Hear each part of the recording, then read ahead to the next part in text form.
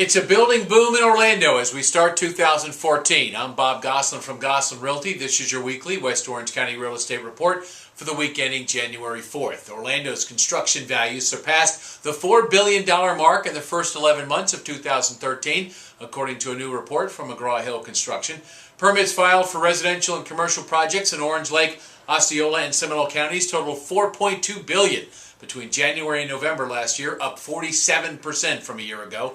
Permits for residential projects between January and November 2013 totaled $2.9 billion. That's a 51% jump from a year ago. Increased construction activity signals continued job growth and recovery among construction companies, one of Central Florida's most dominant industries. Taking a look at what sold last week in West Orange, these numbers are provided by the Mid-Florida Regional MLS, and we include the communities of Ocoee, Winter Garden, Oakland, Gotha, and Windermere. 30 single-family homes sold last week, with 28 of those closings coming in the last 3 days of the year. Top price paid was $1.9 million for a 5-bed, 5-bath home in Metcalf Park. 13 homes sold for $250,000 or less.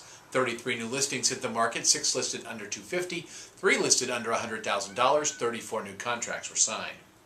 As noted, 28 of 30 closings last week in the last 3 days of 2013. One of the reasons to get it done, homestead exemption. We are now in the homestead exemption filing period, which goes until March 1st. If you own your home and use it as your primary residence as of January 1, you can qualify for up to $50,000 off the appraised value of the property. That's roughly $750 in savings in property tax.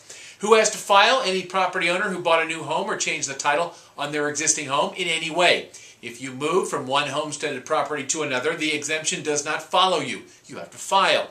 If you got married and added a name to title, or divorced and took a name off a title, you have to file. For more information on who has to file and how to file, check the website of your county's property appraiser. Final sales numbers for 2013 won't be released for a couple of weeks, but we can look back and enumerate some of the more impressive deals that occurred in West Orange County.